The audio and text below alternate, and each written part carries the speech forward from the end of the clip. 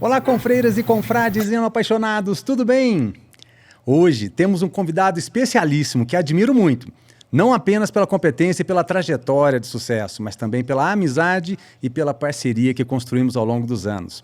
Empreendedor de mão cheia, à frente do consagrado restaurante Café Jornal e fundador do Urban Café Jornal, também diretor da FH Oresp e uma das maiores referências em gastronomia e hospitalidade do Brasil. Seja muito bem-vindo, Denis Rezende. Tudo bem? Como é que tá? Meu amigo de muitos anos aí, né? Pois é, meu É um querido. É prazer aí. uma oportunidade de a gente estar junto hoje aqui nesse bate-papo para os amantes do vinho poder contar um pouquinho das nossas histórias, das nossas bagunças, né? Exato. Ô, Denis, nós dividimos aqui o nosso programa em 4 blocos. E no primeiro bloco, nós falamos sobre vinho.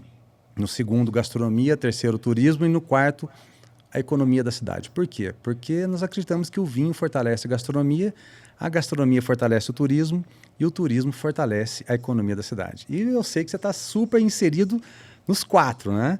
Então, por que eu fiz esse convite para você? Porque você tem toda uma história, uma jornada que a gente consegue compartilhar com os nossos seguidores a visão de um protagonista nesse vasto setor, principalmente na cidade de São Paulo, a maior cidade do Brasil. Ô Denis, começando aqui, eu vou fazer umas perguntas para você. Como começou a sua relação com o mundo do vinho? Houve algum momento marcante que te despertou para esse universo? Houve um momento bem marcante, né? Quando eu comecei no ramo, isso em 95 para 96, a meu conhecimento e a minha história com relação aos vinhos, ele era praticamente, vamos dizer assim, né? Nota zero, vamos dizer assim. Né? Só que passado, quando jovem, eu tive uma namorada, e na escola isso ainda, tá? E o pai dela trabalhou numa empresa internacional muito forte, uma empresa francesa. Ele foi vice-presidente dessa empresa. E, e ele, vamos dizer assim, essa questão gastronômica, na época que a gente começou com essa história dos vinhos, a gente estava recém-aberto, né? O Collor tinha recém-aberto as importações, isso, aquilo, né? E ele, como ele estava na França boa parte do tempo do mês dele, isso criou uma história dele poder trazer grandes vinhos e uma história, né, para dentro da casa dele. E só que o que acontece, né? Convivendo na casa dessa namorada naquele momento, eu não tive oportunidade nenhuma de participar e de entender um pouco sobre os produtos. E até porque ele dizia que eventualmente eu não tinha, vamos dizer assim, capacidade de entendimento para aqueles produtos, né? Isso me marcou bastante, né? Naquele momento, até por, você imagina, né? O ano de nascimento dessa minha namorada na época era 1975. Sim. E aí, assim, ele era aquele cara que abriu um Chateau Margaux 75 no ano do nascimento dela. Em tempos que a gente só tinha Barão de Lantier, Lieb from Milch, Live from me. só poucos vinhos, né, no mercado, exatamente. E Barão de Lantier, e assim, né, Frascati. Então era uma oferta bem curta, vamos dizer assim, né, do que a gente tinha disponível. Naquele momento, a Expand estava começando a fazer um trabalho aqui, principalmente em São Paulo, né, com relação aos vinhos. Eu acho que eles protagonizaram muito o trabalho de base todo que o mercado inteiro de vinhos hoje deve à Expand e ao Otávio Piva logo no começo aí, isso em 90, 91, 92, 93, até os anos 2000, eles foram protagonistas mesmo em um trabalho muito intenso, né? E Sim. quando eu montei o restaurante, num determinado momento, eu tinha vários sócios e sempre me pegou essa história, né, de não ter tido oportunidade mas os vinhos sempre me chamaram muita atenção. E aí eu, vamos dizer assim, né, tomei uma decisão que foi chamar meus sócios e falei, olha, nós vamos montar uma adega. Naquele momento, o Café Jornal já inaugurado e a gente já vendia em torno de 30 mil litros de chopp. Eu tinha um clube do whisky com quase 2 mil clientes, com seus Red Blacks, Blue Labels, isso, aquilo e tal. E de repente eu falo para meus sócios que nós vamos montar uma adega com 1.000 rótulos, com capacidade para 10 mil garrafas. Parecia uma coisa, uma loucura. Todos os sócios não compartilharam com a Começaram minha a ideia, querer vamos te dizer pegar. assim.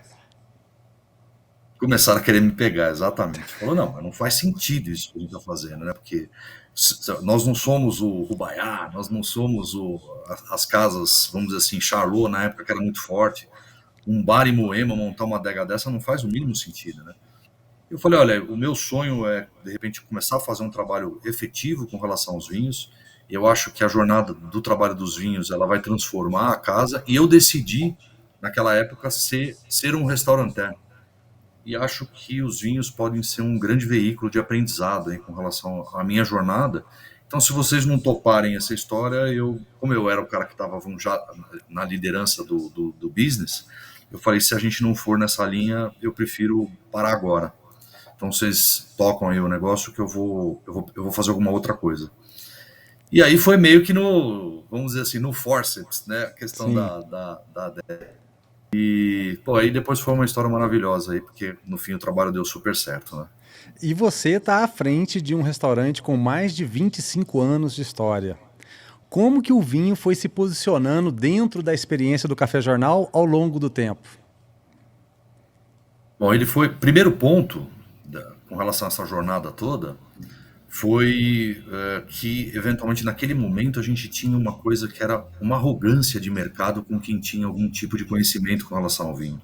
Então, assim, o mercado, muita gente falava o seguinte, né? Deixa eu tomar o meu esquinho aqui, porque eu não erro, sabe? E esse pessoal fica com aquele negócio que tá vendo couro, que tá vendo frutas vermelhas, que tá vendo isso, que tá vendo aquilo e tal. E eventualmente isso preocupava as pessoas de não ter esse tipo de conhecimento do cara, né? E os profissionais da época, os sommeliers, vamos dizer assim, que eram poucos, né, naquele momento, também utilizavam esse conhecimento de uma forma, vamos dizer, eu diria que arrogante, né? E o trabalho que a gente fez foi um trabalho de transformação. Então, eu digo que aqui no Café Jornal, ao longo desses anos todos, inicialmente, a gente fez uma jornada com muitos clientes que aprenderam a tomar vinho no Café Jornal. Então, foi uma coisa de trazer o vinho para o dia a dia, de tirar um pouco essa questão técnica, vamos dizer assim, né? Não desprezando ela, mas eventualmente de forma mais simples e mais fácil para que aquele cliente não tivesse esse medo, essa rejeição ou essa questão dele não ter o conhecimento e falar, eu prefiro ficar aqui no meu esquinho, no meu chopp, porque esse negócio dessa, né, entre nós, assim, essa viadagem que vai para cá e que fica balançando, que isso, que aquilo e tal, que isso era uma barreira, né, muito forte com relação às pessoas. E eu acredito que a gente começou um trabalho aqui de base aqui, e ele fez uma transformação na nossa questão gastronômica, até porque o Café Jornal não era uma casa respeitada gastronomicamente, e a gente fez o inverso, né? Então, quer dizer, o vinho acabou trazendo a gastronomia para o Café Jornal e toda a jornada de todos os chefes, e tudo que aconteceu aqui de relacionamento, do meu crescimento pessoal e do crescimento pessoal dos meus maîtres, dos meus sommeliers, de muitos funcionários meus, que através do vinho tiveram a oportunidade de conhecer outros países, de visitar vinícolas, assim, uma jornada de muito conhecimento, né? Visita de enólogos constantemente, donos de vinícolas junto com a gente, então, e sempre a questão do conteúdo, né? Isso foi uma jornada de crescimento fantástica e eu diria que, nas veias do Café Jornal correm vinhos. E eu acho muito bacana você ter comentado tanto da Expand quanto desses trabalhos aí no início do século XXI, porque eu me recordo de ter saído de Poços de Caldas e ido para São Paulo em 2002 e pouco tempo já entrei na Expand. Meu patrão era o Otávio Piva, um querido amigo que eu tenho até hoje, e tive o privilégio de te conhecer, né? E depois de muitas histórias, muitos eventos, muitas ocasiões, nós tivemos a oportunidade de fazer uma viagem juntos. Aquela viagem que nós fizemos para o Vale do São Francisco, para mim, foi um divisor de águas para a nossa amizade e para o nosso entendimento também do terroir brasileiro, falando lá da vinícola, né, que produzia o Rio Sol. O que você lembra com mais Exatamente. carinho dessa experiência? Lembro, bom, a nível de conhecimento, né? Vamos dizer assim, toda aquela região de os caras utilizarem, fazendo uma vinícola ali naquela região, que produzia o dobro, vamos dizer assim, de vinícolas normais. Então é quase como se fosse um local abençoado, né? Que mesmo com abundância com relação de água, que isso pode ser um problema para a questão, né, do trabalho da plantação das uvas, A gente sabe que essas regiões que têm uma quantidade menor, vamos dizer assim, de água e que você consegue fazer uma irrigação, vamos dizer assim, mais controlada, acaba trazendo um resultado final para o vinho melhor, mas eventualmente ali isso, vamos dizer assim, né, parece um lugarzinho do mundo que a coisa exponencializa uma produção e a gente teve a experiência de tomar vinhos fantásticos, né, por tudo que a gente vinha vendo de vinhos nacionais, os vinhos nacionais, assim, pouquíssimos vinhos nacionais de alta gama, vamos chamar assim, de qualidade, e a gente pôde ver um projeto nascendo, muito legal, e foi uma honra a gente estar junto lá, foi muito legal, foi um aprendizado e tanto.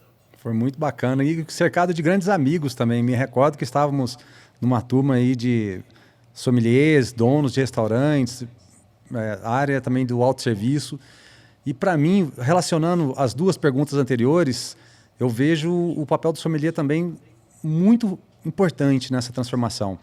Denis, como é que você enxerga hoje, 2025, o papel do sommelier e do serviço de vinhos em restaurantes de médio e alto padrão? Bom, eu vejo a importância deles fundamental, só que nos últimos anos a personagem do sommelier ela veio caindo um pouco nos restaurantes por conta de tudo que a gente passou, né? O mercado sofreu muito com a relação com o Covid, com tudo que aconteceu, as margens todas de todos os restaurantes achataram demais. Então, quer dizer, não foi só uma questão dos bares e restaurantes, mas assim, o mercado no geral mudou muito, né? Antigamente a gente tinha grandes patrocinadores, as empresas tinham um crescimento exponencial e você vê que isso hoje está muito mais complexo, né? Sim. Perante essa realidade, você acaba cortando um pouco os custos. Então a gente percebe que muitas casas, grandes sommeliers viraram, vamos dizer assim, representantes comerciais de importadoras. A boa parte dos que eu conheço ou abriram seu próprio restaurantezinho, muitos deles, ou viraram grandes representantes de importadoras grandes que têm portfólios que, se você não tiver um mínimo de conhecimento, você não consegue trabalhar ele, porque são portfólios muito complexos. Você pega Mistral, Gran Cru, Interfood, quando você vai pegar uma lista de catálogo desses caras, você de repente tem mais de 1000 rótulos, né? Então, para o cara se situar em cima daquilo, ele tem que ter tido uma jornada, porque senão é impossível ele conseguir falar um pouco Compreender sobre tudo. isso, né? Compreender tudo. E aí o Maître, que era o antigo Maître, ele acabou, o aprendizado que ele teve no passado com esses sommeliers, ele acabou acumulando um cargo de ser meio Maître, meio sommelier, e para conseguir resolver essas coisas. Então eu diria que hoje, assim, né, o funcionário que está, né, e o próprio gerente da casa também acabou fazendo cursos na ABS, do isso, do aquilo e tal, para ele poder adquirir os vinhos e poder ajudar a fazer as cartas de vinhos, né?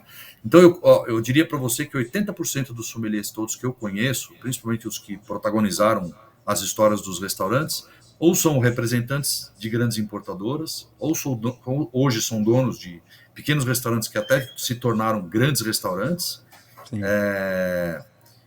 ou são consultores de que quando o cara está montando um restaurante, ou ele de repente não tem muito conhecimento do restauranteiro, ele precisa contratar esse profissional para eventualmente melhorar a carta dele ou fazer algum trabalho, então eles viraram consultores.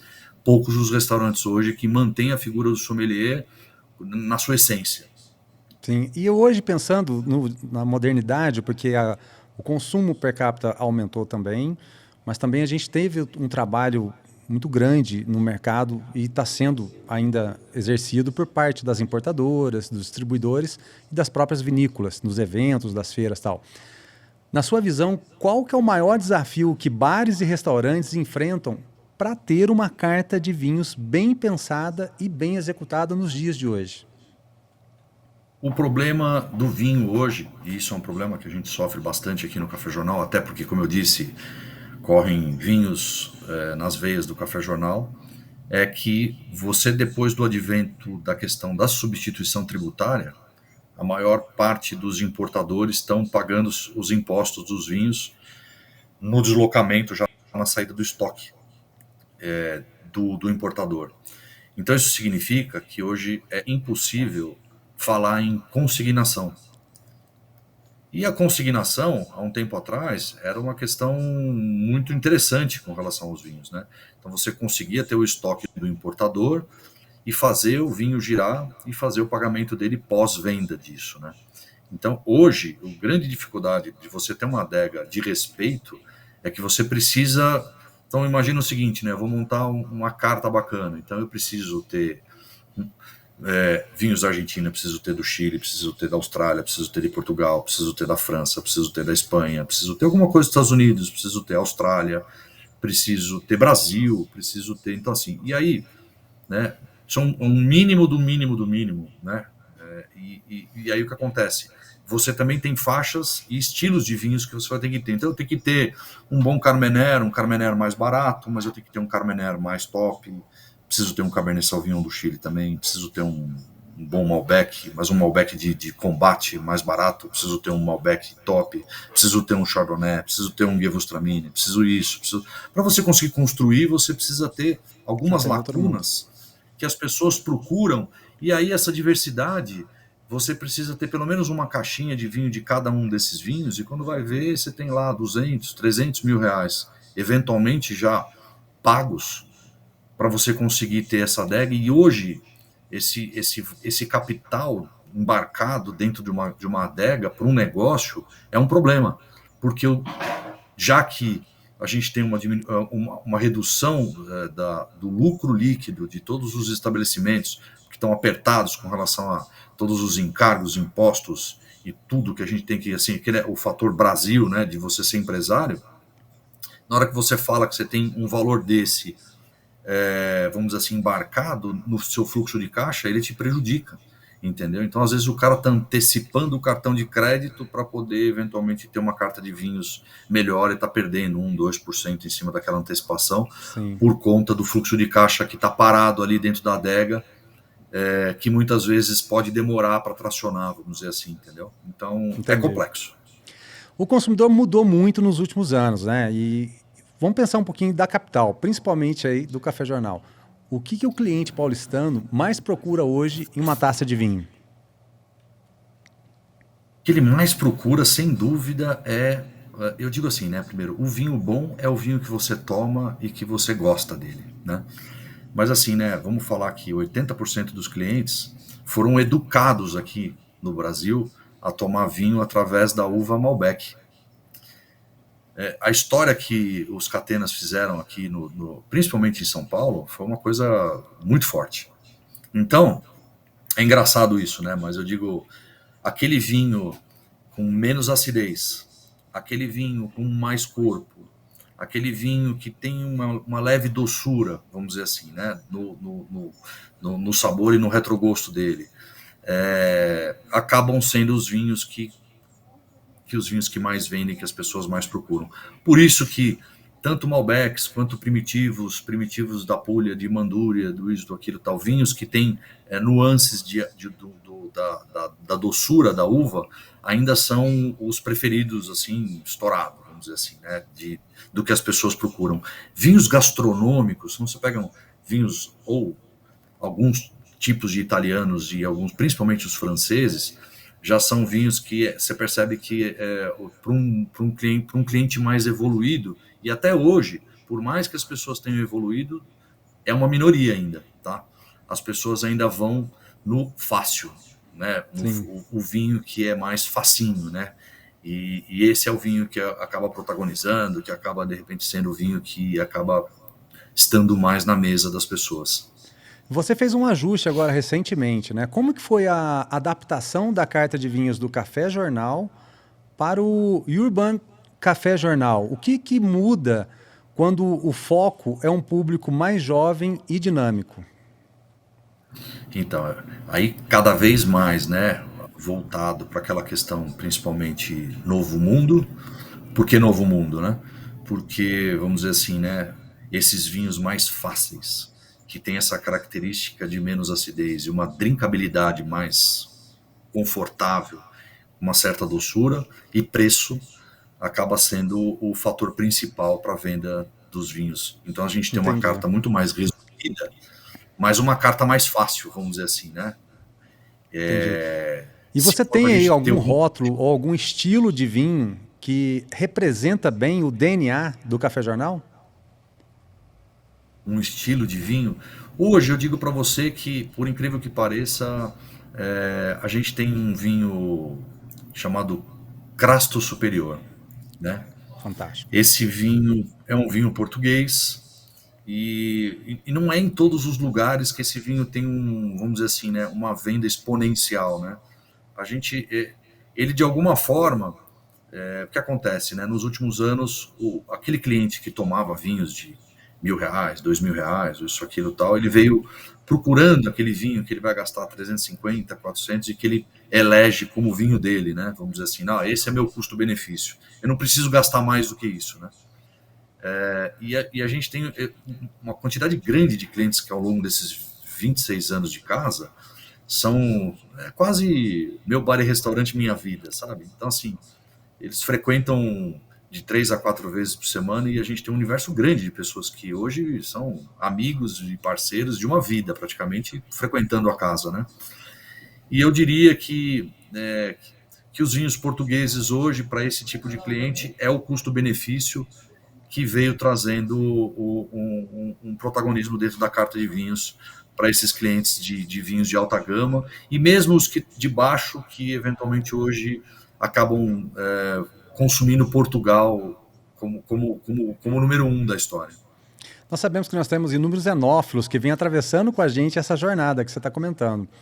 Agora, pensando também na transformação de experiências, para quem quer começar, vai dar o início nessa jornada, você acredita que o vinho pode ser a ferramenta dessa transformação de experiências, mesmo que em contexto populares, porque nós temos que falar do Brasil, que é um país, é um continente praticamente, né? Então imagina isso a nível nacional. Como é que é a tua visão sobre o poder do vinho em transformar essas experiências? Eu penso assim, o vinho, no final de tudo, a grande experiência é o relacionamento.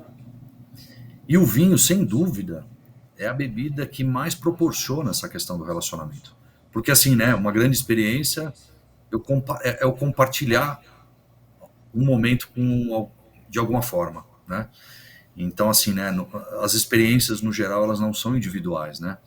É nostálgico você falar, bom, eu vou tomar uma garrafa de vinho sozinho, é muito difícil isso acontecer. É claro que acontece, mas eventualmente você vê que o produto ele é na sua essência a questão do compartilhar, a questão do estar com alguém, a questão do entender o que ela achou, o que você achou desse vinho. Puta, eu não gostei muito, eu prefiro o outro. Eu gostei, eu isso, aquilo, tal. Então assim, o vinho ele traz experiências de relacionamento de uma forma muito forte, né?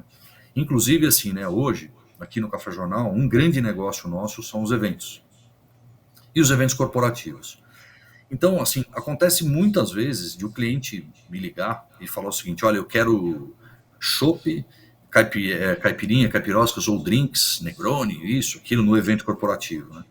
E eu faço uma defesa sempre do tipo assim, não é porque eu não quero vender esse produto, mas vamos pensar no seguinte: se você tomar várias cervejas na hora que você está fazendo network no teu evento, que você está pagando ele para se relacionar com o teu cliente, o que vai acontecer? Na hora que você estiver quase dando um match com o teu cliente, fechando o negócio, vai te dar uma vontade de ir no banheiro fazer xixi assim fantástica.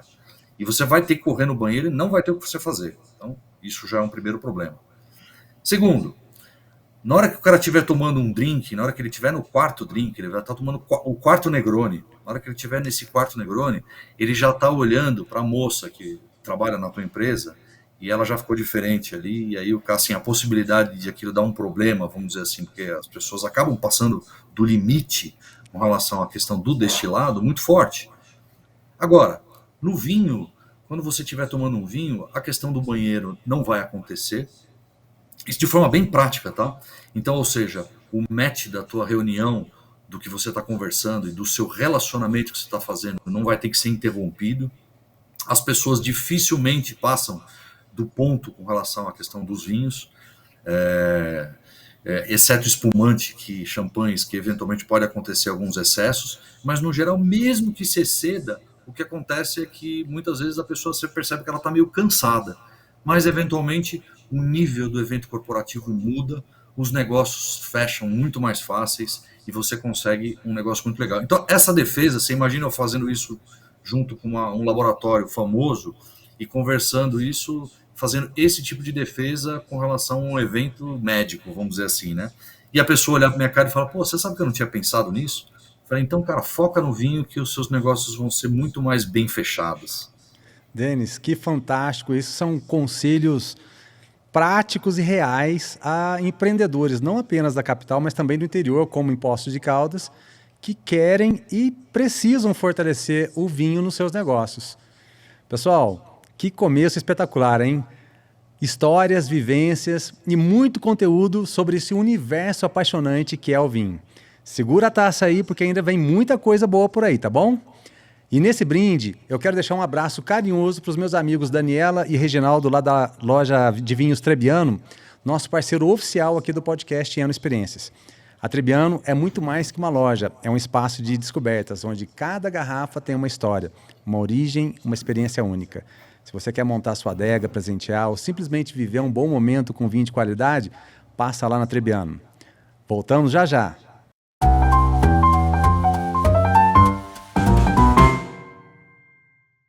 Na Trebbiano, cada prateleira revela descobertas. De rótulos especiais de vinhos a uma seleção incrível de bebidas nacionais e importadas.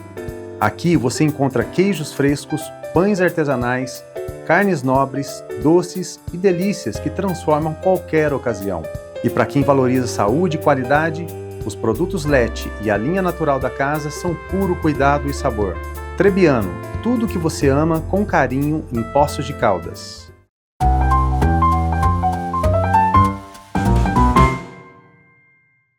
Voltamos. E agora, meus amigos, é a hora de abrir o apetite e mergulhar no segundo pilar da nossa jornada, a gastronomia. Ô, Denis, nós temos na gastronomia um pilar muito forte para fortalecer o turismo, mas nós sabemos também que o vinho fortalece muito a gastronomia. Por que nós falamos sobre isso? Porque quando a gente fala de vinho, nós estamos falando de histórias de 5, 6, 7 mil anos antes de Cristo, e nós vamos passar por aqui e vai existir mais milhares ou milhões de anos. Então, quem dizer que entende muito de vinho é um mero aprendiz. A gente precisa desconfiar dele. E quando a gente fala, então, de gastronomia, nem se fala, porque o vinho é uma das bebidas relacionadas à gastronomia. A gente pode falar uísque, vodka, tequila, rum, água, café, azeite, quantas bebidas. E se entrar na comida, então, tem mais 1 milhão de programas. Italiano, francês, dentro do Brasil mesmo, quantas regiões. Vamos começar pelo Café Jornal. Qual é a identidade da gastronomia hoje dentro do Café Jornal? Bom, a identidade gastronômica nossa é uma gastronomia contemporânea variada. Ou seja, a gente foi introduzindo vários itens que são comidas que a gente... Então vamos lá, vou dar alguns exemplos. As nossas massas todas são produzidas aqui internamente. Então a gente tem um ravioli de taleggio, que ele é o que mais vende aqui na casa. Depois, do outro lado, eu tenho um polvo alagareiro, que eventualmente também, nessa categoria, é o prato que mais vende. Depois eu tenho nossa paleta ou estinco de cordeiro, que também vende muito. Então, a gente tem uma gastronomia hoje contemporânea variada, que eventualmente ela agrada, vamos dizer assim, gregos e troianos.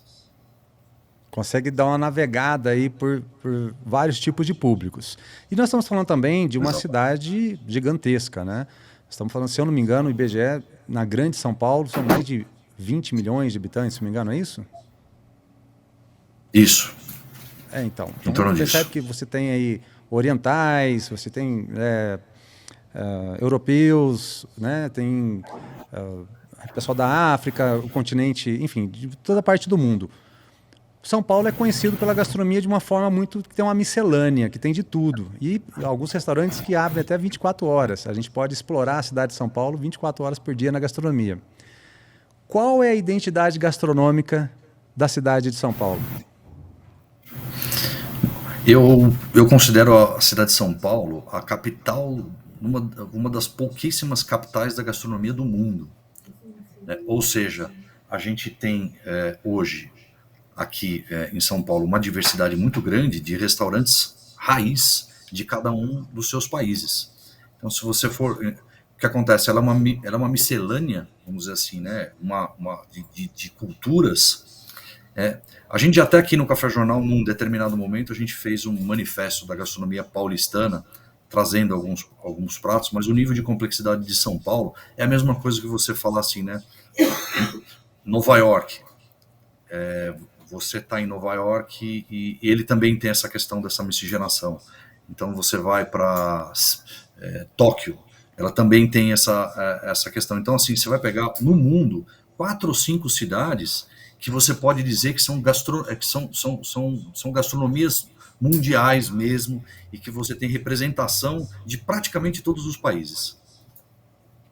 E você já deve ter tido várias experiências de viajar tanto no Brasil quanto fora do Brasil, e gastronomia que marcou a sua viagem. Cita uma para mim, que assim, aquela viagem, tipo, Fábio, você não acredita, cara, fui para esse lugar, comi isso. Sem dúvida, eu diria 2 países, né? Primeiro, a Itália. Segundo, a Espanha. E terceiro, Portugal. Então, eu acho que o berço de tudo que a gente está fazendo aqui, no geral, e dos grandes restaurantes, você fala assim, o italiano, de certa forma, vamos falar que nos últimos 50 anos, o grande restaurante, a grande gastronomia nossa foi de um restaurante que nos representou, chamado Fasano, na alta gama, vamos dizer assim, né? E qual é o viés dele? Itália. Então, quer dizer, você percebe que assim, né, os grandes restaurantes hoje do Brasil, do protagonismo mesmo, todos eles têm um viés mais para a Itália, né? De qualquer jeito, a Espanha veio com uma inovação muito forte, então os chefes são muito criativos, né? Eu acho que a nível de qualidade básica, assim, daquela coisa que você vai nas raízes da gastronomia mesmo, a Itália não tem para ninguém. A Espanha veio com uma história de inovação, com relação a uma história de, vamos dizer assim, de montagem dos pratos, de muita coisa diferente, que marcou muito.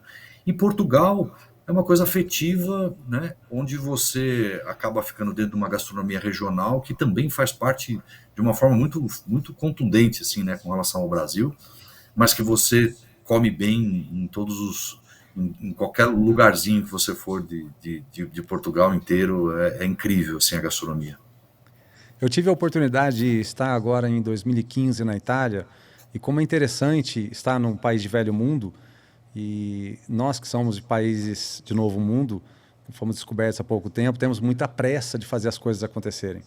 Eu tive na Sicília, na Itália, e ver lá o pessoal falando, aqui é um restaurante que eu estou na 7ª geração, na 10ª geração. As árvores lá têm 400 anos, 500 anos, né? Uma produtora de azeites, por exemplo, de oliva.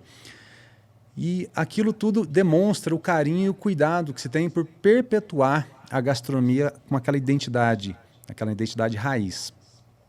Para pequenas cidades do Brasil, como Poços de Caldas, que é uma cidade turística, que tem a sua história já mais do que centenária, porque isso vai desde antes, quando tinha a descoberta ainda da questão das águas, depois passou pelos cassinos, aí depois entrou no ciclo da lua de mel, e aí o turismo se fortaleceu muito. Hoje é uma cidade, a maior cidade do sul de Minas, que quer se posicionar nessa questão da identidade de gastronomia. E tendo como referências também, como Tiradentes, Gramado, Campos do Jordão, que são cidades que promovem festivais de gastronomia. Buscar uma essência de identidade gastronômica é um grande desafio, porque nós estamos falando de cidades pequenas. Como é que a gente pode utilizar esse formato de uma grande cidade como São Paulo como exemplo, para dar de conselho para esses empreendedores do interior? Bom, eu vejo o seguinte, né? A gente está num movimento agora do governo do estado de São Paulo, que o Tarcísio trouxe esse trabalho que não vinha sendo feito, que são as rotas. Rota do café, né? Rota dos embutidos. Então, assim, né? O governo do estado hoje, através do Desenvolve São Paulo, veio fazendo um trabalho de uma pesquisa muito grande com relação a rotas turísticas, onde ela traz dentro dessas rotas turísticas empresas que são possivelmente elegíveis, de pequenos produtores, para você poder ter experiências nesse seu turismo gastronômico por São Paulo. E isso está acontecendo, e nós estamos num momento muito próspero com relação à questão de geração de conteúdo. tá? O último evento, que foi a Rota do Café, que aconteceu no Palácio do Governo há 2 semanas atrás, foi um sucesso o evento, e a gente percebe que o governo está colocando, né, o nosso governo do estado está colocando ficha nessa história, né? Tanto que você tem hoje o Desenvolve São Paulo e o Investe São Paulo, né? Porque assim, pra vocês entenderem, o Desenvolve hoje, ele é como se fosse o banco do governo para fomento. O Desenvolve hoje, ele tem em torno de mais ou menos umas 40 linhas que, se alinhadas com relação à questão do aumento do turismo e da capacitação técnica dos pequenos produtores, eles estão com linhas maravilhosas aí para você poder ter fomento de investimentos, tá? E você tem o Investe São Paulo, que é o cara que pode te ajudar a você conseguir desenhar o seu projeto, o seu plano de negócio, tá? Então, assim, para São Paulo, o que eu imagino hoje de grande valor de negócio está muito voltado na questão da Serra da Mantiqueira. E os produtos da Serra da Mantiqueira poderem estar eventualmente entrando na capital com seus embutidos, com seus vinhos, com relação ao seu trabalho extenso de N produtos que podem estar invadindo, vamos dizer assim, né? O que acontece? A gastronomia em São Paulo, ela acabou ficando limitada a grandes produtores de queijos, de vários produtos, por conta de uma limitação na parte documental. O cara vai, para conseguir ele ter o CIF, a Anvisa, o isso, aquilo e tal, acaba custando tanto dinheiro que o pequeno produtor não consegue se adequar para fornecimento. E aí acaba ficando aquele monopólio em cima de 2, 3 grandes produtores, que são os que estão em todos os supermercados e que todos os restaurantes, bares, restaurantes e hotéis acabam utilizando, por uma questão injusta, que eu também sou diretor de novos negócios da federação, estou ligado ao sindicato, estou ligado à Confederação Nacional do Turismo, e a gente vem fazendo um trabalho muito forte de acompanhar aí o governo do estado com relação a todo esse trabalho que está sendo feito para trazer São Paulo, né, com relação à questão do seu entorno e a qualidade desse entorno a nível de tanto hotelaria, quanto gastronomia, quanto de pequenos produtores. E olha que trabalho importantíssimo que você citou, o apoio do poder público nesse sentido, porque você tem recursos que podem ser disponibilizados e associado também com a iniciativa privada, se tiver uma orquestra que trabalhe todo mundo junto, a gente não tem dúvida que vai ser um sucesso. E eu que conheço bem toda essa região que você comentou, Poços de Caldas está aqui do lado de Espírito Santo do Pinhal, por exemplo, que Exatamente. alguns anos atrás, uma casa, por exemplo, que custava 100 mil reais, hoje já está custando de 600 a 1 milhão. Mas por quê? Por causa principalmente do boom, que já são mais de 50 vinícolas que estão vindo. Inclusive, eu entrevistei no episódio 2 o Herman Lyon, do Chile, da Vinha Pérez Cruz, e ele está vindo aqui em Águas da Prata, uma cidade aqui a 20 quilômetros de Poços de Caldas, que Águas da Prata já é a primeira cidade do estado de São Paulo, fazer uma consultoria, né, que eles estão preparando todo o terreno, tanto para a produção de vinhos, quanto para o turismo, para o enoturismo. Que isso está atraindo investimentos não só do Brasil, mas do mundo inteiro para a nossa região. E aqui nós temos também um enólogo muito bacana, que em breve eu vou entrevistar ele, que é o Murilo Albuquerque, que trabalhou na Ipamig, daqui da cidade de Caldas, uma cidade a 20 quilômetros também, cidade mineira, mãe de Poços de Caldas, inclusive, que fez um trabalho muito parecido com o que a gente viu lá no Vale de São Francisco, que é o ciclo da poda inversa, de colher a uva no inverno. Porque aqui tem muita chuva, né, com gelo, que acaba devastando. Então tem toda uma tecnologia sendo feita hoje em cima desses vinhedos que está permitindo os vinhos aqui da região ter essa explosão. Entendendo desse trabalho do vinho, desse apoio do poder público, dessa iniciativa privada e principalmente desse movimento de ter produtores locais para a gente valorizar não apenas no vinho, mas também na gastronomia, isso fortalece bastante o turismo, não fortalece? Sem dúvida. Esse é o trabalho que a gente precisa. Inclusive, esse assunto que eu estou falando agora, para os empresários que estão aqui assistindo, vale a pena poder dar uma olhada com relação à questão de todas as linhas possíveis no Desenvolve São Paulo. E todo esse trabalho de fomento, tanto do turismo quanto dos pequenos produtores, está muito em prol a uma linha de pensamento aí que nesse momento está muito quente. Então acho que tem que aproveitar, até porque tem coisas fantásticas, com carências fantásticas, com juros pequenos, e isso existe. É que às vezes a informação não chega na ponta. E o trabalho que a gente vem fazendo hoje é de poder divulgar isso, poder falar que assim existe, esse trabalho está lá. O que a gente precisa muitas vezes é se dedicar um pouco para conseguir construir esses planos de negócio para a gente ir para cima. Então, recurso nós temos para fazer a transformação do nosso São Paulo. Ô, Denis, vamos viajar rapidinho aqui. Vai lá na tua infância. Qual é o prato que você lembra, assim, a mãe, o pai, ou a avó fazendo, assim, que fala assim, nossa, amo esse prato? O prato... Bom, minha mãe sempre fez um milanesa com molho de páprica, antipáprica doce. Ela fazia lá um filé milanesa com esse molho, que não teve nenhuma vez desde criança que ela não fez isso, que eu não passei mal de tanto comer. Tá aí, meus amigos, conversar sobre gastronomia com o Denis é um verdadeiro privilégio. Que aula, que inspiração. Mas ó, vamos recarregar rapidinho as energias e já voltamos com mais experiências saborosas. Rapidinho.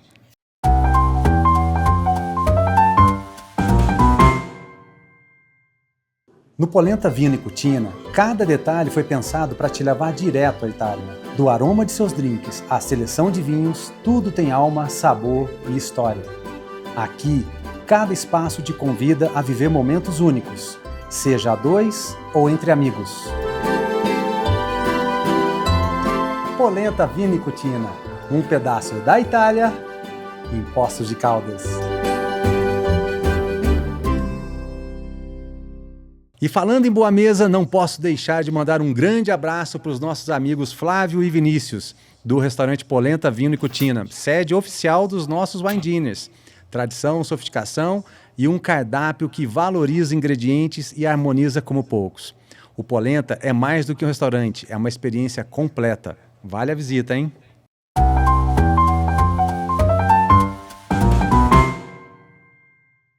De volta! E agora é hora de fazer as malas, mesmo que imaginárias, hein? E embarcar no nosso terceiro pilar, o turismo. Denis, como a hospitalidade pode ser o grande diferencial de um destino turístico, mesmo em grandes cidades como São Paulo? A questão do serviço, né? Então hoje assim, o desafio de tudo hoje, de todos os da hospitalidade hoje, está na questão do serviço, né? Você entende? Imagina assim, né? Eu que estou há 26 anos no serviço, eu tenho algumas pessoas do atendimento hoje que têm dúvidas com relação à questão de falar o seguinte, né? Um dia eu largo essa vida, sabe? Aquela coisa. Então, e no fim o serviço, ele acaba sendo talvez uma das... Eu diria até um trabalho quase que espiritual, né? De você poder servir o próximo. Mas a sociedade vem em prol de que de repente quem tem um capital, quem tem alguma coisa, quem tem isso, aquilo, tal, ela está sendo servida, né? E nunca a serviço de, né?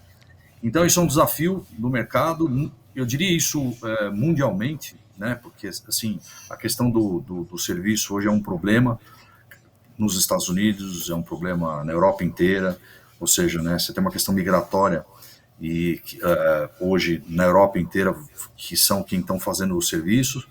Então, assim, essa questão da hospitalidade tem um super desafio, que é a questão do treinamento, tratar e o remunerar, a questão para a gente conseguir ter um serviço que realmente represente a hospitalidade de qualidade, exatamente. Eu lembro de uma entrevista que o Alex Atala deu para Marília Gabriela, nossa, faz tempo, não vou citar aí no ano não, mas está aí no YouTube, dá para pesquisar e achar. Quando ele falou assim, ela questionou ele na época e falou, o Alex, não existe um problema lá no seu restaurante, porque um casal lá não sai de lá, vamos falar em preços de hoje, sei lá, eu não sei nem se os preços que eu vou falar aqui estão atualizados, mas um casal lá não sai de hoje sem gastar pelo menos R$2.000 um casal, você não acha que é muito caro um jantar lá no restaurante do Dom? E aí ele respondeu, e para mim essa é uma das frases assim que eu colocaria numa placa, né, para todo mundo que é empreendedor. O problema não é o preço que se cobra pelo produto ou serviço que você entrega, mas a qualidade do produto ou serviço que você entrega em relação ao preço que você cobra. Você entrega, então cobra, porque o cara quer pagar, ele quer que você entregue o serviço, e ele te paga para você entregar. E com base nisso, que a gente está dando um foco, principalmente no serviço, qual foi a experiência mais marcante que você já viveu como turista em que a gastronomia foi um ponto alto para você? Eu estava na Itália, em Firenze, e eu fui para um restaurante que depois eu até coloco para vocês aí, para quem tiver, pro telespectador, o nome do restaurante, que eu não vou me lembrar dele agora, mas ele é um restaurante que fica em Firenze e tem 3 estrelas Michelin. E eventualmente aquele menu, na época, ele custava em torno de US$ 2.000 por pessoa, pra você ter uma ideia, 2.000 € por pessoa. Era um negócio bem absurdo. E eventualmente assim, né?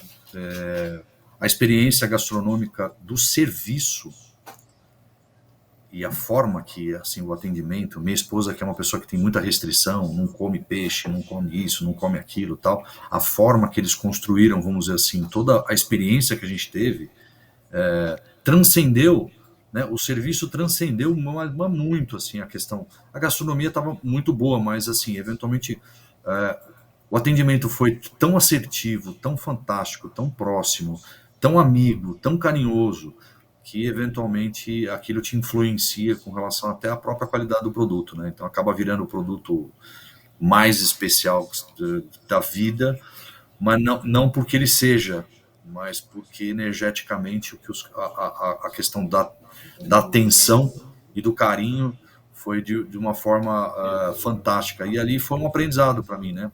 Para você ver como a questão do serviço ela influencia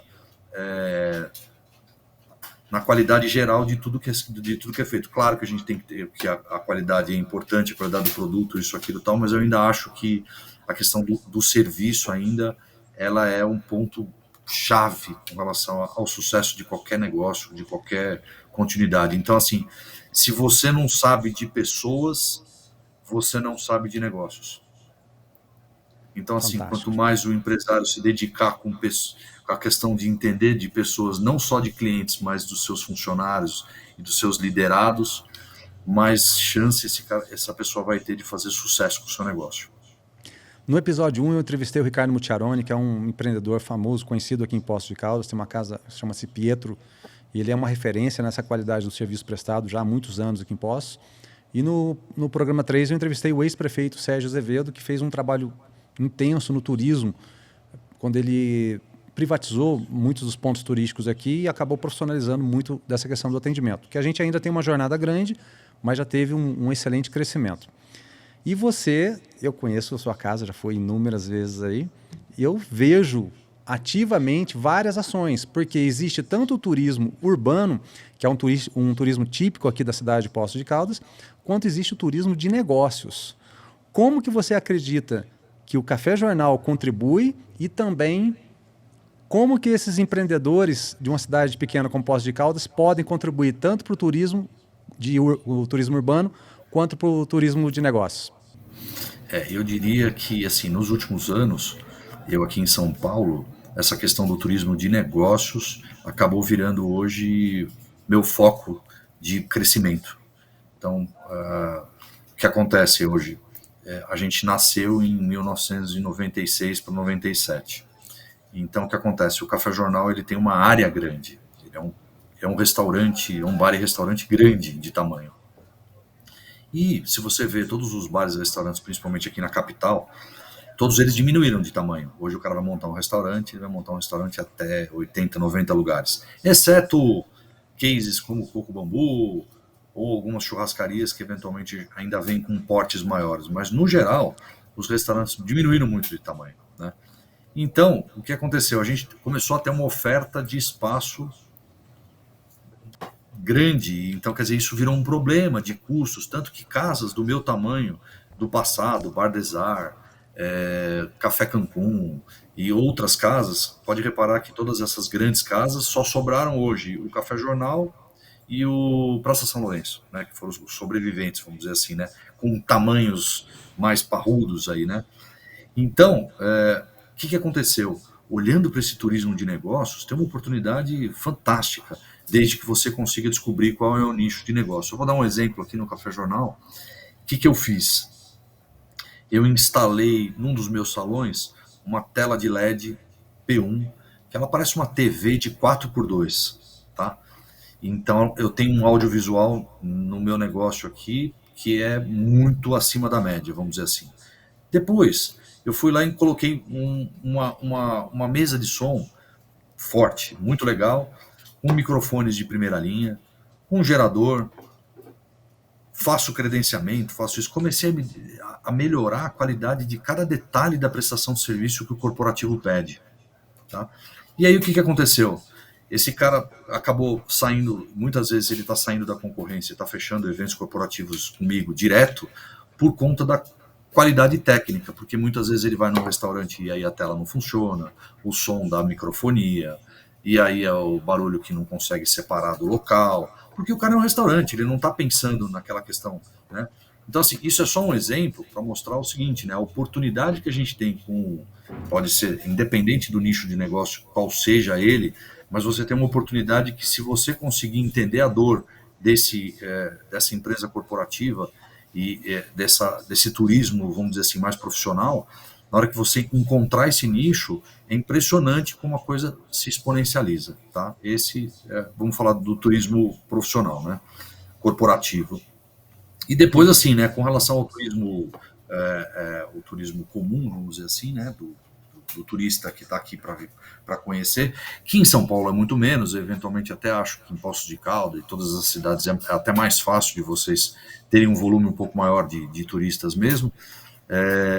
Aí a questão está na questão do serviço, está na questão do seu cardápio, de poder estar em 2, 3 tipos de língua, de você ter alguém que fale inglês dentro do seu negócio e pensar em como é que você consegue se adaptar a esse cara e consegue se comunicar, que esse é um problema. No Brasil, parece que não, mas são pouquíssimas as pessoas que realmente falam inglês, né? Então, assim, por formação, você vai para a Europa, para Portugal, qualquer pessoa fala inglês, né? Então, assim, no Brasil isso é uma super deficiência e a gente tem dificuldade, tanto que, né, o nosso turismo hoje ainda ele é muito aquém ao que ele poderia ser. Se você for ver assim, sei lá, imagine você que a cidade de hoje de Porto Seguro, ela quase que recebe mais turistas do que São Paulo, é um negócio absurdo, assim, né? Então, quer dizer, Rio de Janeiro, então assim, São Paulo tem uma jornada muito grande de hospitalidade e serviço para poder operar melhor essa questão. Então, hoje, se eu fosse focar em alguma coisa, eu focaria na questão do corporativo, porque esse cara é um cara que volta, que está fazendo, que está junto, e esse turismo é um turismo que eu acho que ele é mais quente para o momento. Fantástico. E você está atuando como diretor na Federação de Hotéis e Restaurantes do Estado de São Paulo. E com certeza são comentários que pode fomentar o turismo em regiões menos exploradas para a cidade de São Paulo. Em outros estados, como que isso pode ser estendido? Nós estamos aqui em Minas, mas o Brasil são, né, 26 estados e o Distrito Federal. Então a gente precisa realmente multiplicar, porque o Brasil é um país de turismo, né? Como que nós podemos fomentar em regiões menos exploradas fora de São Paulo? Bom, vamos falar um pouquinho sobre a federação que eu estou hoje, que é a Foresp, né? A Foresp é a Federação de Hotéis, Bares e Restaurantes do Estado de São Paulo, tá? Infelizmente, alguns estados hoje, as federações elas não são representativas. E aí o que acontece? Você tem uma questão que algumas associações, dependendo do seu estado, muitas vezes tem mais representatividade que eventualmente quem de fato deveria estar exercendo, vamos dizer assim, sua função, tá? Então, assim, falando um pouquinho de São Paulo, pra você ter uma ideia do nível de complexidade, nós estamos falando que de bares, restaurantes e hotéis, só no estado de São Paulo nós estamos falando em 404 mil estabelecimentos comerciais com CNPJs. Então, só para vocês terem uma ideia, né? Desses 404 mil estabelecimentos, nós estamos falando que mais ou menos de 50% a 60% disso são empresas ME, 15% a 20% disso são empresas no Simples Nacional, e de 5, 8, sei lá, talvez não chega a 10% vão estar em lucro presumido e lucro real. Então isso significa, né, que para quem está assistindo, que a grande maior parte que acaba recebendo, que acaba servindo, que acaba fazendo o trabalho, são empresas muito pequenas, com pouca oportunidade, vamos dizer assim, né, de conseguir se desenvolver, né, que esse é um problema estrutural né? A gente fala com relação ao turismo, isso, aquilo, tal, que muito da melhora depende muito da questão das políticas públicas. E que se a gente não tiver políticas públicas efetivas com relação à questão de infraestrutura, com relação à questão de financiamentos, de dinheiro disponível para melhora, você não vai conseguir desenvolver, ou você vai ficar aquém disso, né? Tanto que você fala que São Paulo, parece que não. A gente fala na quantidade de hotéis que a gente tem. Quando você tem uma Fórmula 1 ou qualquer tipo de evento um pouco maior aqui em São Paulo, você não consegue ter leitos disponíveis para receber a quantidade de turista que a gente estaria para receber. Então, eu acho que esse é um trabalho que, eventualmente, por exemplo, hoje eu estou na federação participando de um trabalho, vamos dizer assim, né, de uma melhora coletiva para a categoria, porque se eu não colocar a mão na massa, ninguém vai colocar. Então, assim, nos últimos 2 anos, a gente conseguiu avanços, porque eventualmente juntaram 3, 4, 5 empresários com uma cabeça muito boa, e hoje o nosso presidente da federação está muito alocado para trazer uma coisa nova, uma coisa mais forte. Mas, assim, se eu tiver que dar algum conselho para quem estiver mesmo na sua cidade, você tem que começar a participar um pouco mais com relação à questão do que você tiver disponível, né? A reunião com a federação do seu estado, a associação da sua cidade, participar um pouco mais coletivamente, porque não dá para a gente ficar responsabilizando só os outros com relação a todos os problemas nossos estruturais, se a gente não começar a botar a mão na massa e começar a construir um Brasil melhor para todos nós. Então a gente sabe que não é fácil, a gente sabe que é difícil, é um monte de absurdos e coisas horrorosas aí que de repente acontecem dentro da nossa política, mas que eventualmente a gente precisa participar ativamente um pouco mais e ter tempo um pouquinho, de dedicar um pouquinho, né, de esse tempo com relação à questão da melhora ao que nos compete com relação, no meu caso, bar e restaurante, o turismo, ele vamos dizer assim, né, é a base, é o pilar fundamental do crescimento do meu negócio. Eu lembro do meu pai falando muito parecido com o que você citou agora, se você não participa da política que você quer, você deve aceitar a política que vier. Então realmente é fundamental a gente se entregar de cabeça, de corpo e alma para que a gente possa estabelecer uma conexão dentro daqui dos valores que a gente acredita que vai ser um bem maior para todo mundo, né? E o que você vê como um ponto de conexão? Você conhece Poços de Caldas, Denis? Conheço muito superficialmente, faz 2 anos que eu tive aí. Então, Poços de Caldas é onde eu vivo hoje. Aliás, está aqui meu convite, vai ficar na minha casa, vem passear aqui, cidade lindíssima. E o que você vê como ponto de conexão entre a vivência turística de uma metrópole como São Paulo e a de uma cidade turística como Poços de Caldas? Como é que a gente pode falar de elo de conexão? Porque, por exemplo, Campos do Jordão é muito relacionado com a capital. Você tem as rodovias ali, Ayrton Senna, né, e a Dutra, que faz essa conexão rapidamente e leva um turismo muito grande. E lá, com certeza, o trabalho do turismo é muito bem feito, é um trabalho muito profissional. Poços de Caldas, nós temos rodovias, pista dupla de Poços de Caldas até a cidade de São Paulo, passando por Campinas, que também tem esse elo de conexão viário, vamos dizer assim. Mas pensando turisticamente e ligando o vinho e a gastronomia, o que seria um elo de ligação? Olha, na minha opinião, a única forma de conseguir exponencializar um trabalho bacana é com união de fornecedores, de caras que estão prestando, estão entregando produtos e serviços. Então, quer dizer, é o cara do vinho, é o cara do comércio, isso, aquilo, tal. Isso precisam, vamos dizer assim, né? E através dessa união, começar a criar, vamos dizer assim, roteiros de experiências não individuais para cada um. Tem que ser no coletivo, tem que ser para Poços de Caldas. E o que dentro de Poços de Caldas eu tenho de melhor?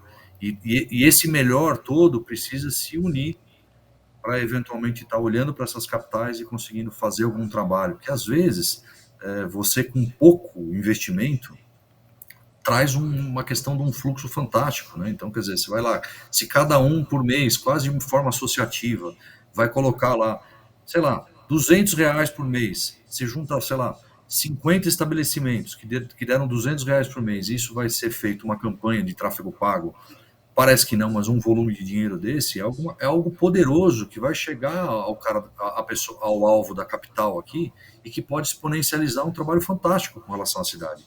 Então, de novo, muitas vezes a gente não pode ficar esperando muito o poder público fazer algo por nós, e às vezes a gente tem que arregaçar as mangas e de forma, vamos dizer assim, associativa, juntar esses caras que estão olhando para tudo isso e fazer ações que eventualmente tragam benefícios aí, e é certo e líquido que traz, mas precisa de união.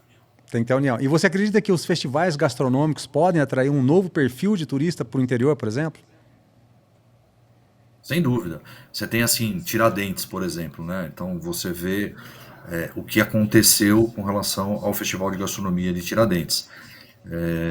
Eles conseguiram trazer uma identidade gastronômica e chefes de cozinha num nível internacional.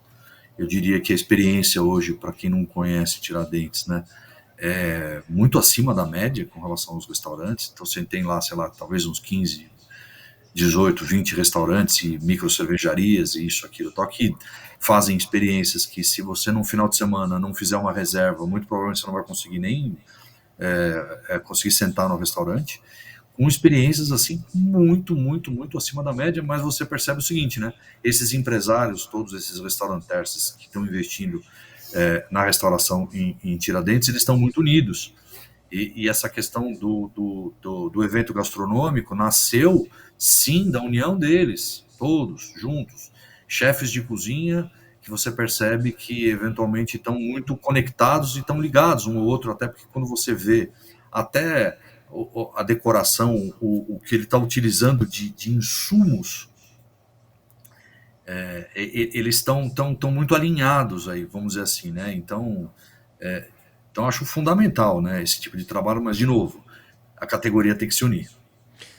E deixa eu te fazer, eu gosto sempre de terminar a última pergunta do bloco dando aquela pincelada, mexer com a emoção. Se o Denis falasse assim, ó, sou amigo do Fábio, gostei do que ele falou e quer saber, vou investir em Poços de Caldas, vou liderar um projeto turístico, vou montar um restaurante, alguma coisa, por onde você começaria?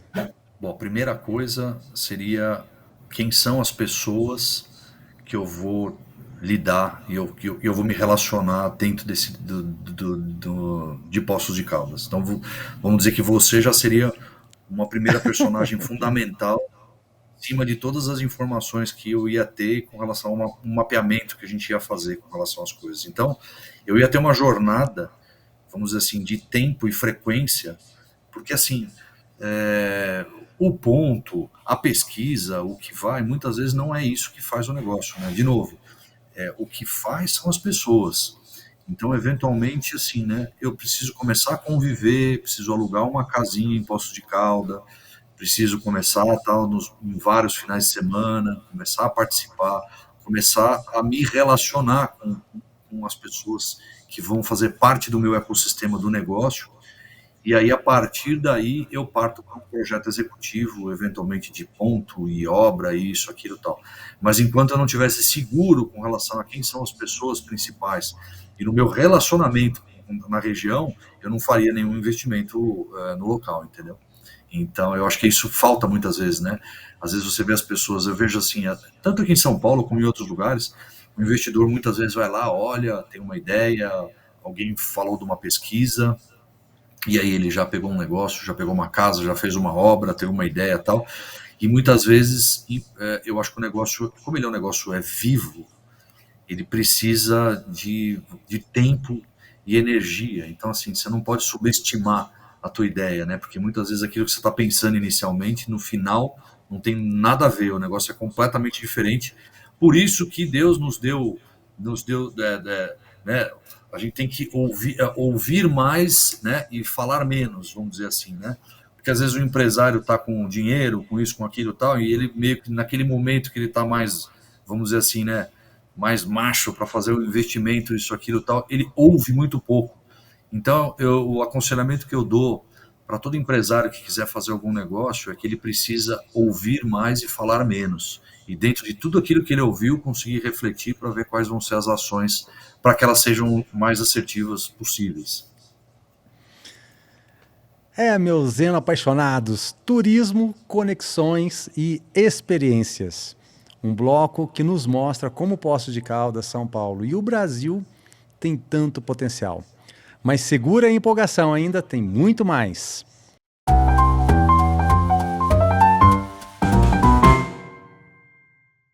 Na Santa Pizza, tudo começa com massa fresca, forno quente e capricho em cada detalhe. O sabor chega quentinho na sua casa e cada pedaço fala por si.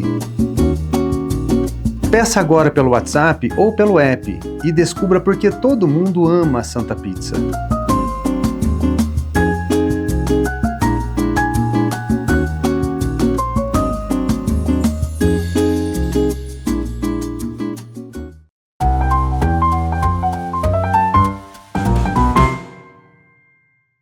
Voltamos! E agora, meus Zeno apaixonados, é hora de falar de impacto e de futuro. Vamos conversar sobre como tudo isso movimenta a economia das cidades. Denis, como a gastronomia impacta diretamente a economia local, especialmente em grandes centros como São Paulo, que tem essa referência gastronômicas que a gente já falou nos blocos anteriores? Bom, para vocês terem uma ideia, hoje, se dentro do estado de São Paulo nós temos em torno de 404 mil CNPJ, vocês imaginam a quantidade de pessoas que esse setor emprega. Né? Então, esse é um primeiro ponto. Então, assim, a quantidade de prestação de serviço que a gente faz, ela é, vamos dizer assim, talvez nós, da gastronomia, somos o setor que mais emprega, sem dúvida, de todos os outros setores, mais do que indústria, mais do que outros comércios, isso, aquilo, tal, até por causa do pequeno, do pequeno empresário, né, onde a gente tem um monte deles. Mas o impacto da gastronomia com relação ao desenvolvimento de cada local, com relação ao país, a gente vamos falar um pouquinho sobre países hoje, principalmente os europeus, que você percebe o seguinte, né, eles vivem essencialmente do turismo, né. Se a gente for comparar, falar um pouquinho sobre a Itália, que a gente estava conversando um pouquinho no começo da história, e comparar para você ver o quanto que o turismo representa, né, o produto interno bruto do país. E você vai ver que assim, né, a gastronomia, ela é alicerce, né, ela é um alicerce com relação a todo esse trabalho. Né? Vamos falar, eu vou dar um exemplo aqui, por exemplo, o Peru. O Peru é um país que vem com problemas sociais graves, eu diria que assim, talvez até mais graves do que o Brasil, mas eventualmente ele conseguiu levantar a bandeira da questão da gastronomia e o país começou a ser um roteiro que eles quadriplicaram a questão das viagens para Lima, para isso, para aquilo tal, por causa de um cara chamado Gaston Acúrio, que ele conseguiu fazer um desenvolvimento de uma história fantástica, onde a gastronomia deles despontou, né, a gastronomia peruana.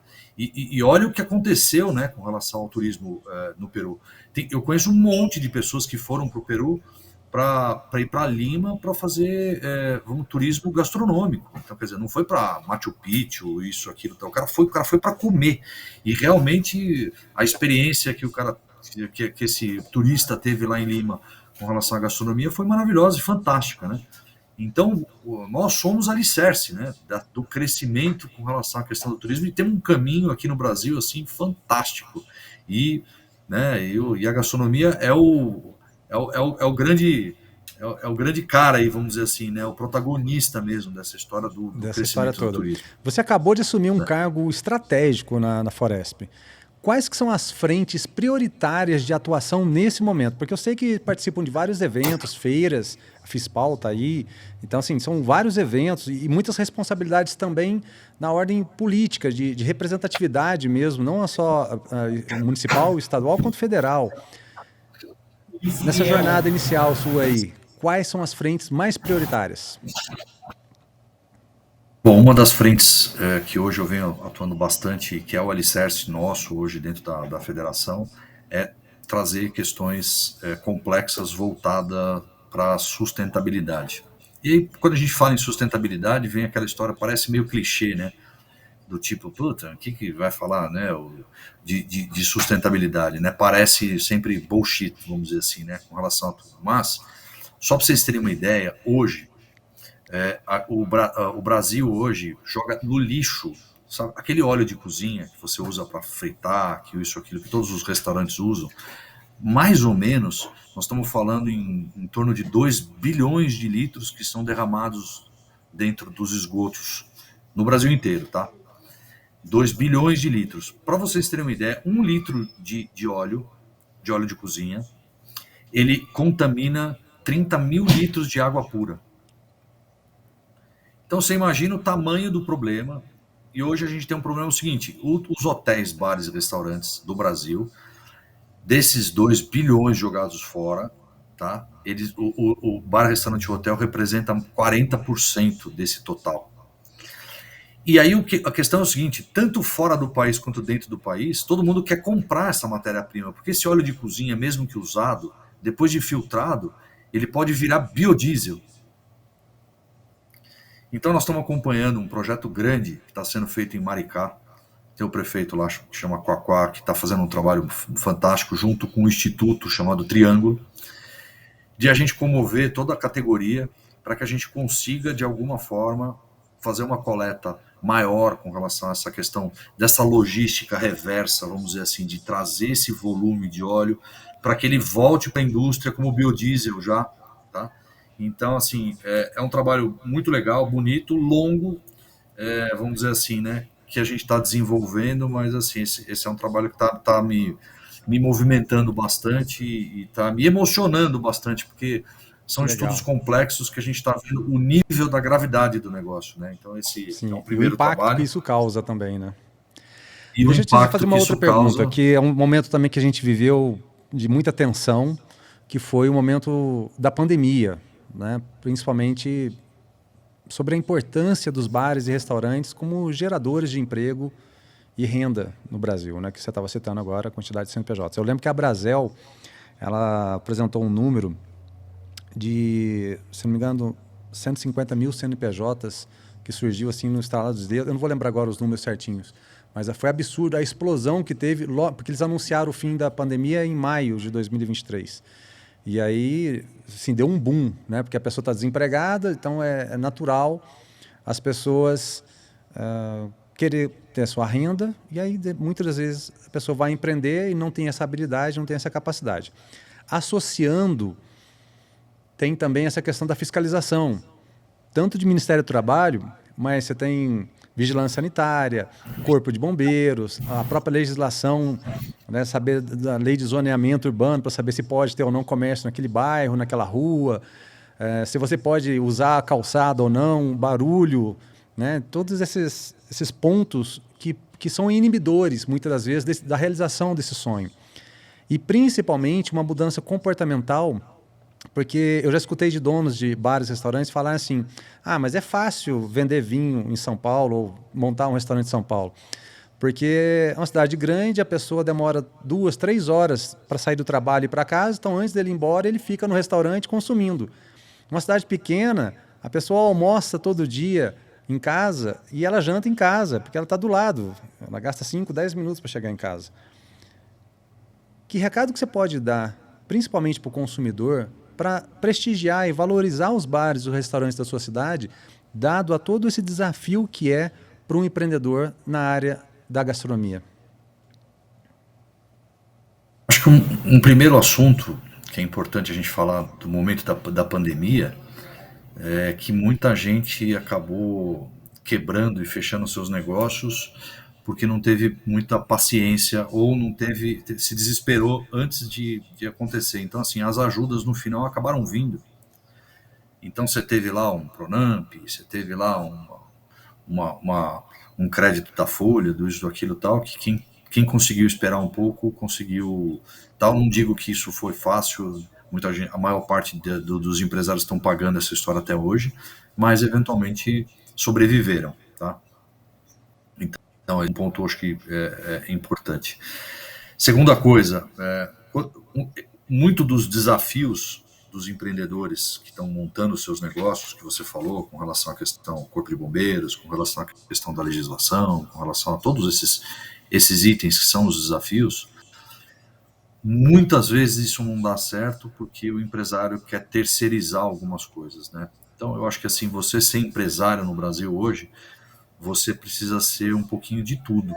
Você precisa ser um pouco advogado, você precisa ser um pouco da subprefeitura, você precisa ser um pouco faxineiro, você precisa ser um pouco de tudo, né? E aí eu digo para você que, eventualmente, aquela coisa que te vendem que é complexa, se você pegasse na mão para resolver, uma ida na subprefeitura, perto do teu estabelecimento que você vai montar, você sentasse lá para conversar e chamasse o subprefeito para falar, e que você se relacionasse, você resolvia em um dia. E aí botava alguém para fazer. Então, assim, tem um problema muito sério, né? De eventualmente a gente criar uma dificuldade onde eventualmente tem um monte de prestador de serviço que vai fazer mal feito o teu trabalho. Sabe aquela coisa que você tem que sempre ser um pouquinho médico, um pouquinho contador, não dá para confiar, vamos dizer assim, principalmente quando você está montando o seu negócio, com relação à questão de todas essas dificuldades, você tem que se envolver com relação a tudo isso, né? Então, assim, essa fica uma outra dica, né? Precisa se envolver, precisa ir, precisa olhar e precisa ter esse tempo para isso. Participar em tudo isso, né? Oi? Exatamente. E bom, a gente estava falando com relação à montagem dos negócios, né? E aí, num terceiro ponto, claro que você preferenciar os restaurantes, mas assim, as pessoas olham para a cidade de São Paulo e acham que é fácil, mas você tem assim, por mais que você tenha pessoas e um volume muito grande de pessoas, mas assim, eu conheço a taxa de mortalidade das empresas na capital aqui é fantástica. Eu diria para você que de todos os CNPJs abertos, vamos dizer assim, 50% deles fecham nos primeiros 6 meses e depois de 2 anos sobram só 5% de todos os que foram abertos no ramo, na categoria de bares e restaurantes. Estou te falando da capital. Então, a questão toda não é fácil empreender em lugar nenhum, em coisa nenhuma, não tem fácil para nada. Hoje, se você quiser montar um e-commerce e falar que o negócio é internet, a dificuldade de você montar um e-commerce, uma loja na internet é a mesma de você montar um bar e restaurante, é tão complexo quanto, tão difícil quanto. Então, eu acho que sim, as pessoas têm que, vamos dizer assim, preferenciar, mas você percebe que o comércio, o bar e restaurante, ele é um cara muito energético, né? Então, assim, pensa que eventualmente aquele barzinho que o cara tá lá, e às vezes ele é até meio sujinho, ele tem algum problema, mas o cara lá que é o dono, ele tá lá, ele recebe muito bem, ele tem a camiseta do Flamengo dele ali dentro, atrás do bar, ele isso, ele aquilo tal. Quando você vai ver, esse cara tá fazendo sucesso, independente da quantidade de pessoas que tem ou não tem, ele acaba vencendo, mas é porque ele, de corpo e alma, conseguiu colocar energia, e o comércio é muito isso. E ele está motivando as pessoas indo lá, está se comunicando, está falando. Então, assim, né? De novo, o bar e restaurante, ele está muito mais ligado à questão, né, do restauranteiro começar a se relacionar e aprender esse relacionamento com relação ao local, qualquer que seja ele, para que ele aconteça, e a chance é grande. Agora, né, como qualquer empreendimento, são poucos os negócios que conseguem sobreviver, e isso depende da energia de cada um colocada dentro do negócio.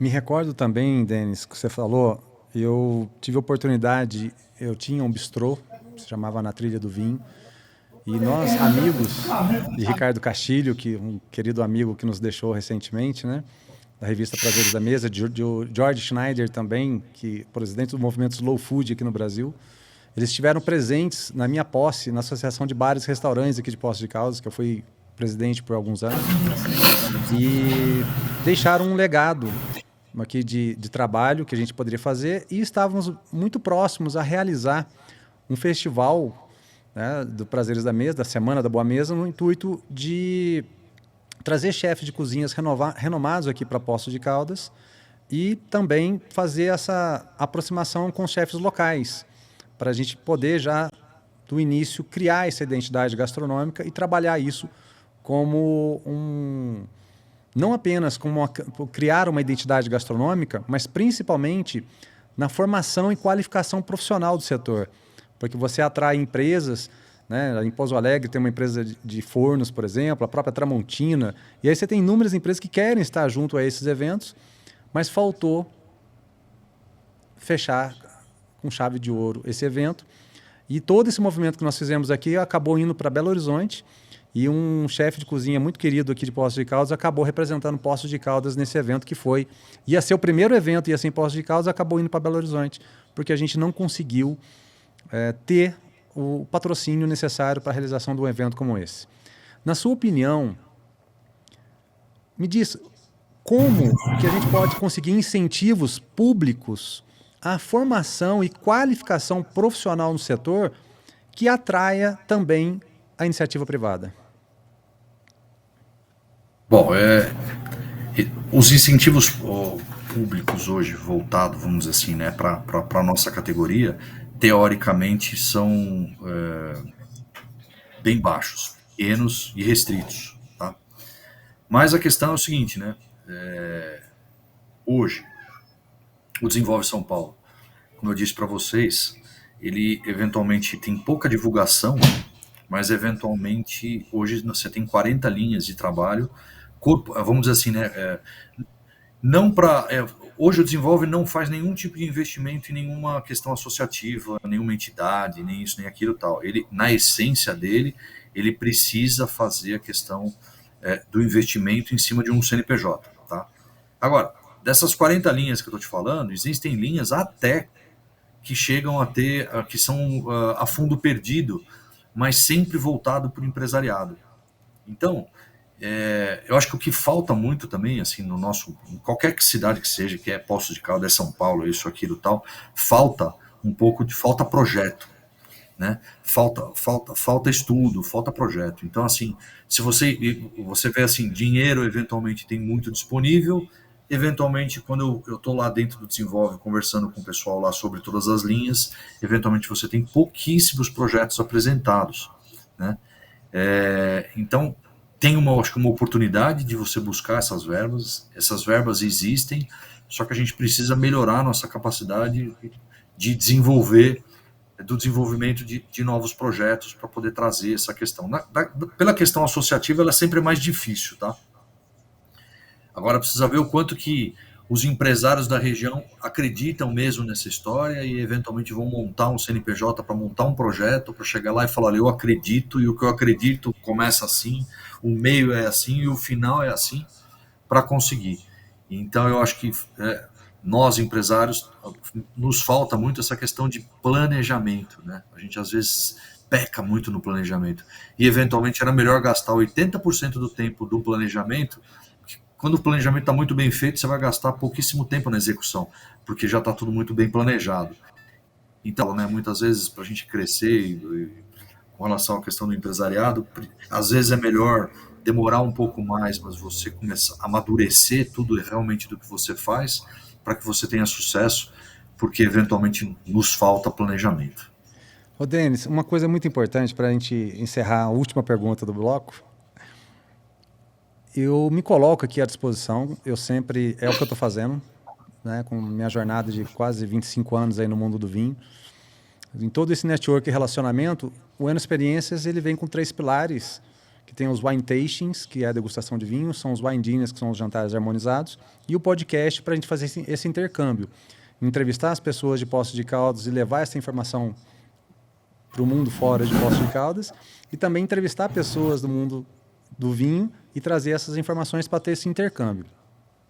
Que tipo de apoio ou mentoria, até nesse sentido, a gente pode oferecer para ajudar a desenvolver essa economia, principalmente relacionada à parte da enogastronomia local, para estimular? Porque eu acredito que muitas vezes não é que eles não querem participar, é porque é como se eles estivessem numa estrada sem luz e a gente precisa ser luz um pouquinho para tentar iluminar um pouco o caminho, porque eu tenho certeza absoluta que ao eles compreenderem essa jornada, eles se jogam de corpo e alma, e aí as coisas vão acontecer. Como que a gente pode conseguir essa mentoria para ajudar a esses empresários locais? Bom, vamos lá. Eu, ao longo desses últimos anos, não só estou como diretor de novos negócios da Federação de Hotéis Bares e Restaurantes de São Paulo, como também faço parte do sindicato patronal, como também faço parte de algumas associações como diretor, como também faço parte de um bom relacionamento com o governo do estado, como também faço parte com relação à questão de um relacionamento muito forte também com a prefeitura local da capital.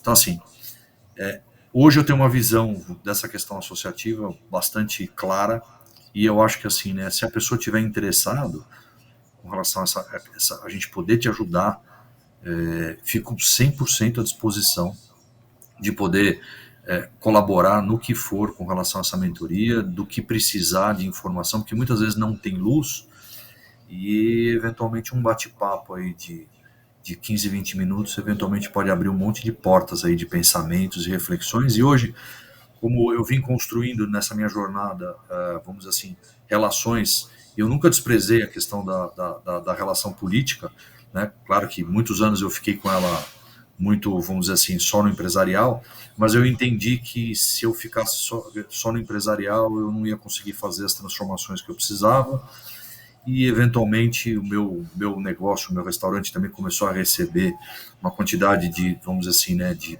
personalidades políticas, e eventualmente o assunto começou a também me encantar, e eu também comecei a participar para conseguir entender um pouco na máquina como que a gente consegue unir as duas coisas, e não existe uma coisa só, né? Não dá para você se omitir e falar o seguinte: não, eu não gosto de política, não quero saber, só tem vagabundo na política, isso, aquilo. Não dá para a gente se eximir, porque senão a gente não consegue fazer o desenvolvimento de setor nenhum e de coisa nenhuma, né? Então essas questões associativas, federativas, de confederações, de sindicatos, a gente precisa entender um pouco mais, e tem uma força muito forte aí para a gente conseguir dar luz em muitos trabalhos aí que podem beneficiar aí muitos segmentos e muitos empresários. Que visão privilegiada, porque Denis é um verdadeiro estrategista. E não apenas para Poços de Caldas, mas para qualquer lugar do Brasil, ele nos trouxe reflexões valiosas sobre o presente e o futuro do nosso setor. Denis, obrigado demais, estamos terminando aqui esse bloco. E você, por favor, meu confrade, é claro que a gente também precisa falar da nossa própria casa, a Confraria Eno Experiências. Com os nossos wine tastings mensais realizados em nossa sede e os elegantes wine dinners promovidos no restaurante Polenta, já temos o calendário 2025 repleto de encontros inesquecíveis. Se você quer aprender a harmonizar e viver tudo isso com a gente, segue as nossas redes sociais para ficar por dentro. Vamos para o último intervalo, daqui a pouco a gente volta.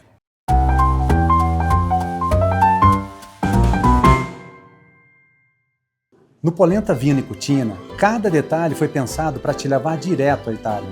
Do aroma de seus drinks à seleção de vinhos, tudo tem alma, sabor e história. Aqui, cada espaço te convida a viver momentos únicos, seja a dois ou entre amigos. Polenta Vinho e Cucina, um pedaço da Itália em Poços de Caldas.